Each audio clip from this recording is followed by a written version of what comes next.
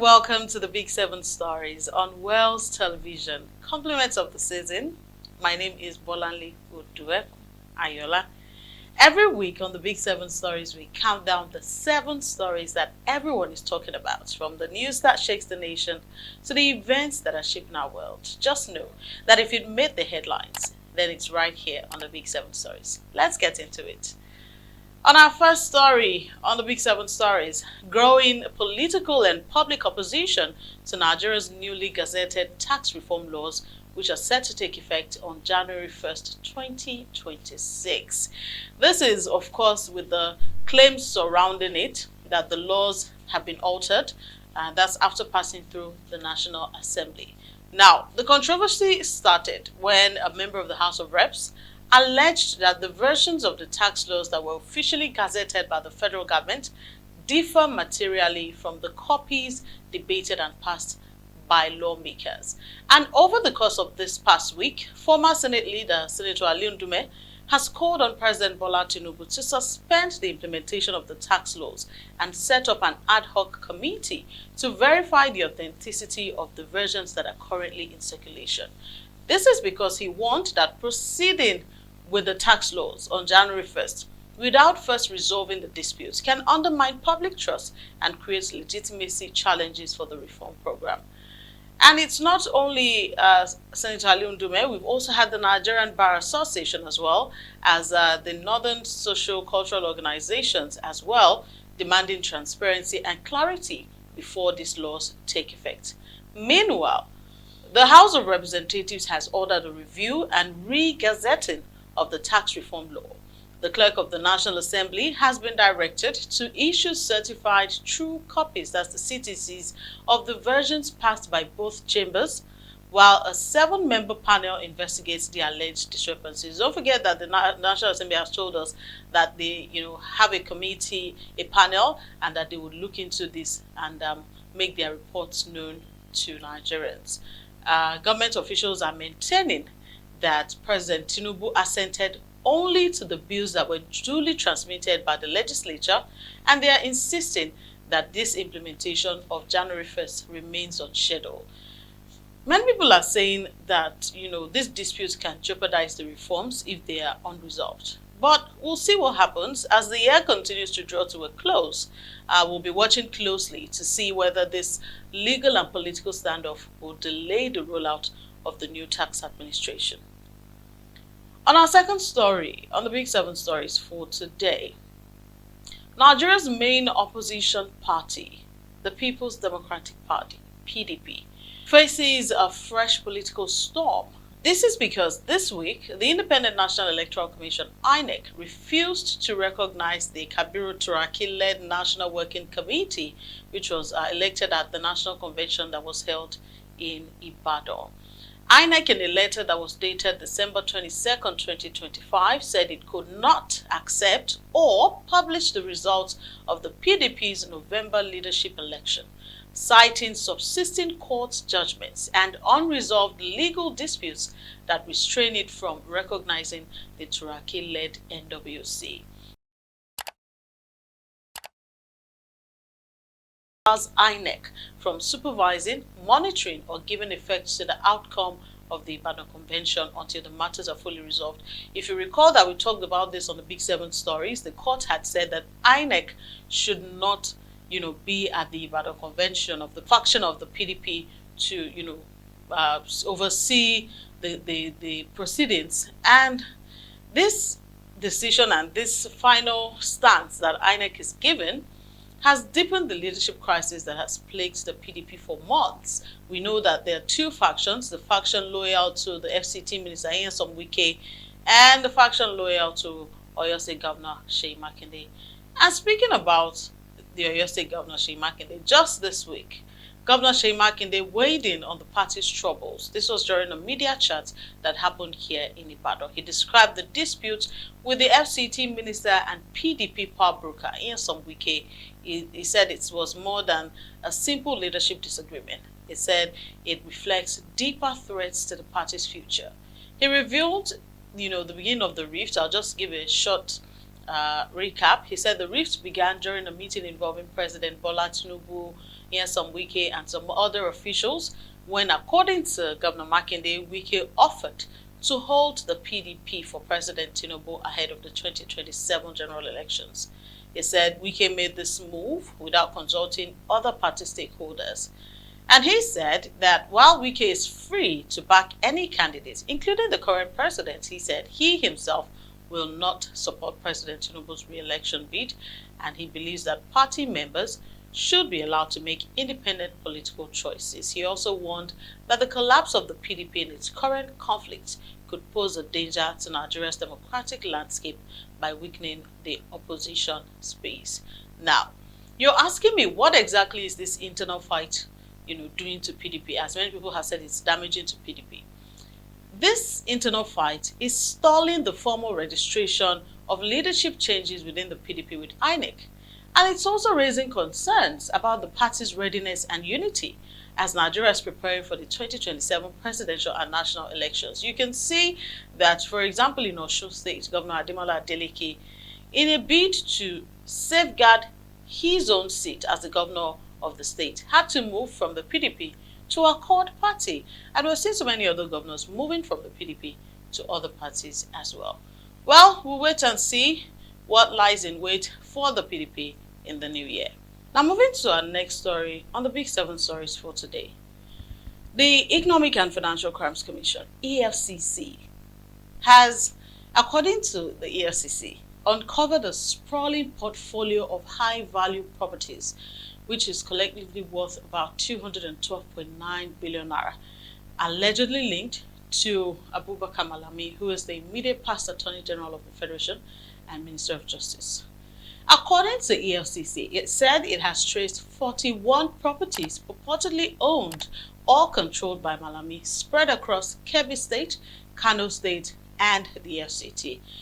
This includes universities, hotels, residential estates, educational institutions, factories, lands, and even a printing press. This portfolio is very wide. And this has raised fresh questions about how such, extensive assets was acquired. In Kebbi State alone, key properties that are linked to the minister, to the former AGF rather, are valued at over 162 billion naira, including multiple campuses of Rehan University, like a permanent site valued at 56 billion naira, a temporary site worth 37.8 billion naira, and large agro-allied and industrial facilities.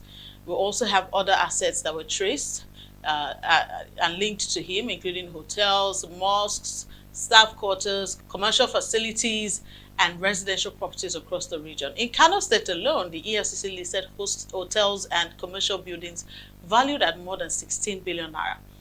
In Abuja alone, luxury duplexes, hotel branches, bungalow estates, all of them estimated at over 34 billion naira. For some reason, because the federal government has filed 16-count money laundering charge against Malami and his son, Abdulaziz Malami, at the Federal High Court in Abuja. Now, this charge is alleging offenses under the section of Money Laundering Prevention and Prohibition Act, asserting that both the defendants are engaged in money laundering, concealing and disguising the proceeds of unlawful activities in acquiring various properties.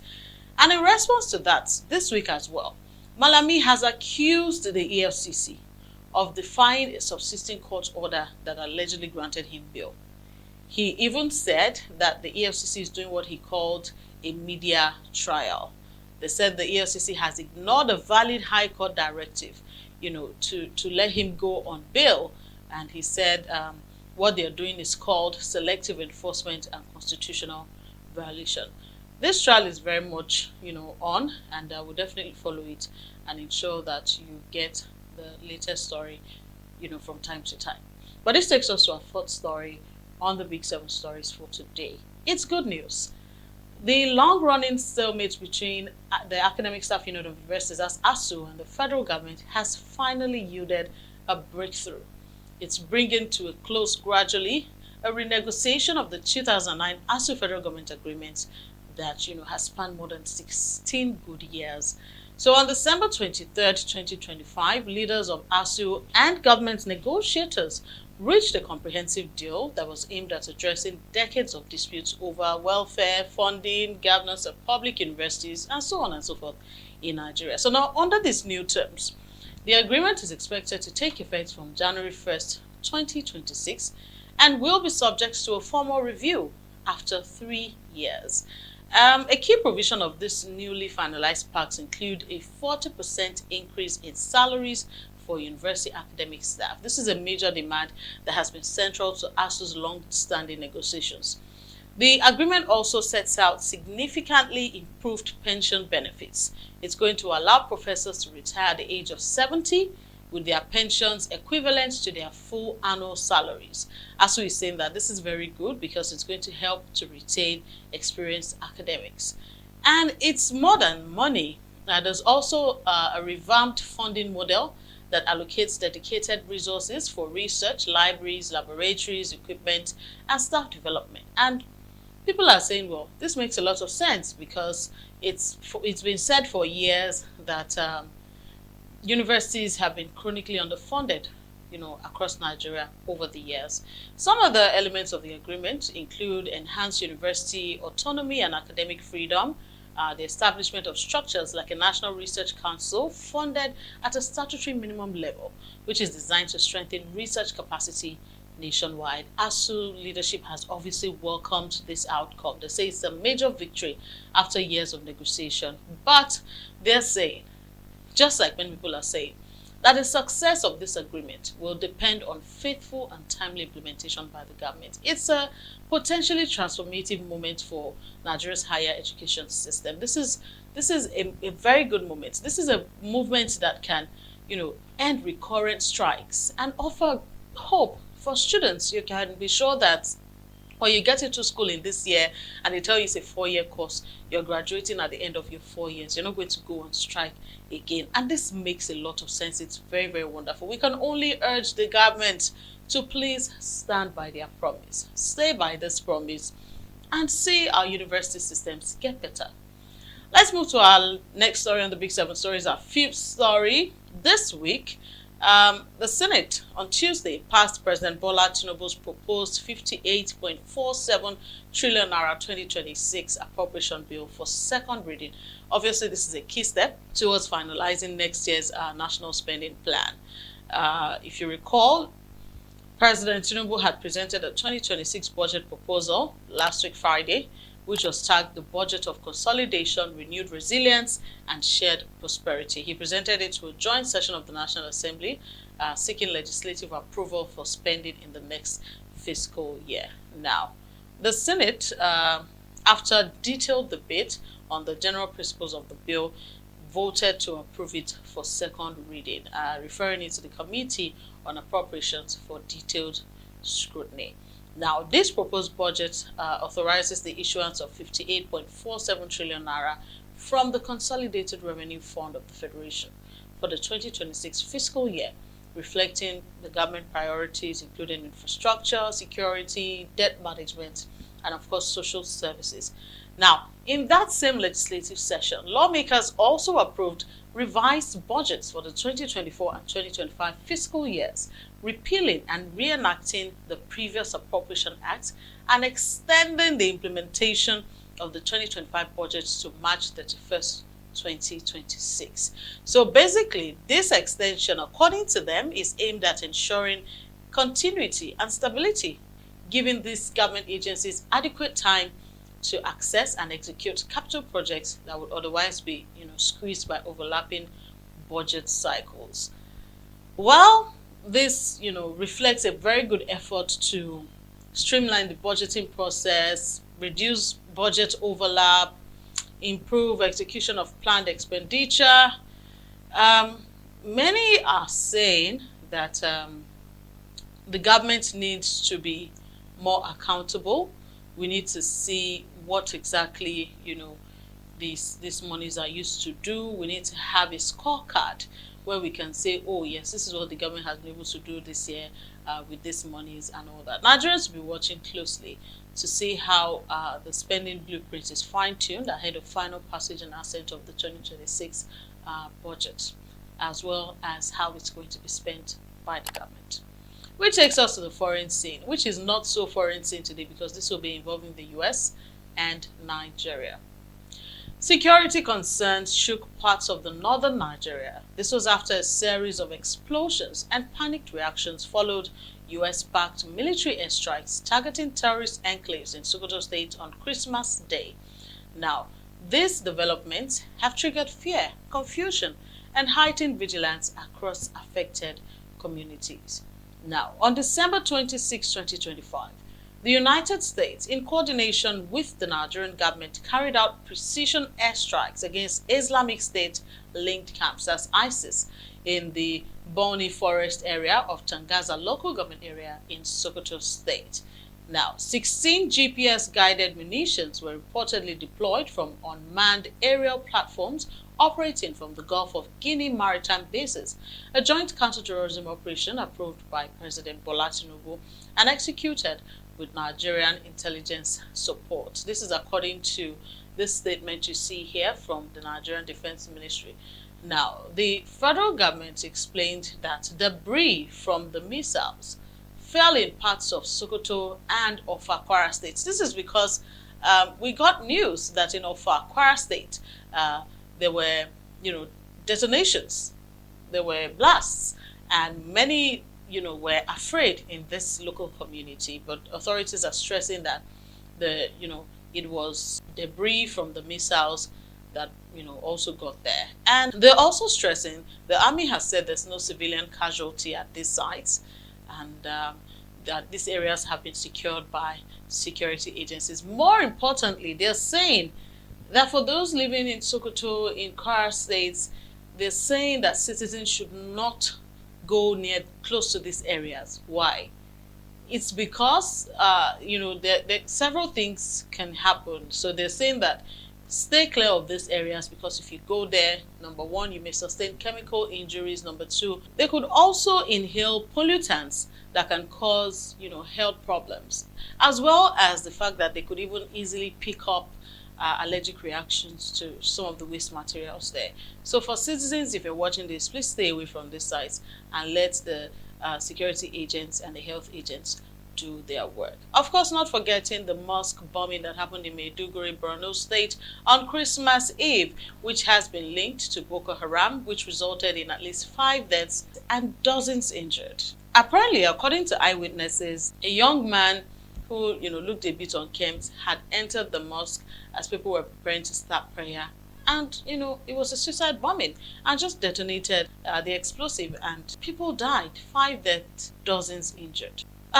We're happy that Nigeria is partnering with international partners to intensify operations against terrorism, and communities and authorities alike are calling for clearer communication and strengthened protection to reassure members of the public that their security indeed is the government's #1 priority. This takes us to the last story in the Big 7 stories today, and it's in the world of sports.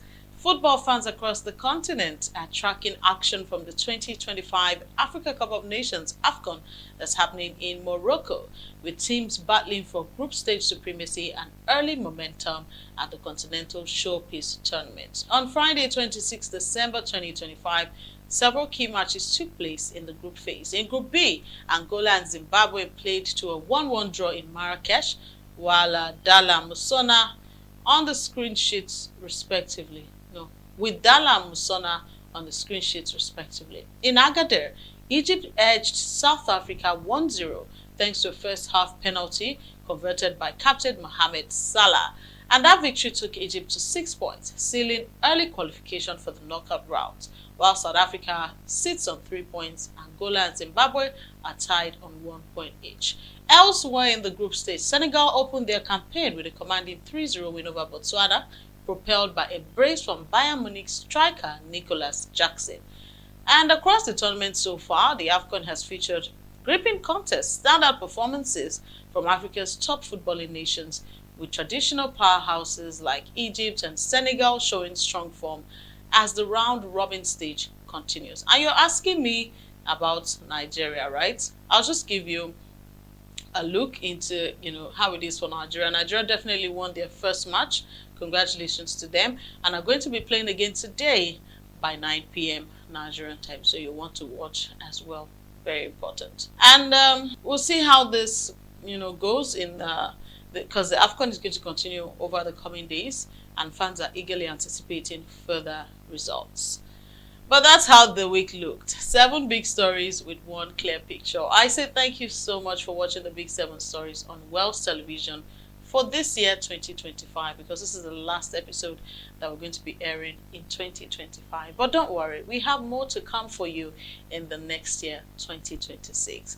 I am Bolanle Udueku Ayola, and I will always remind you that the news doesn't end when the bulletin does. So I want you to stay curious, stay informed, and I'll see you next week or next year with another Big 7. Bye-bye.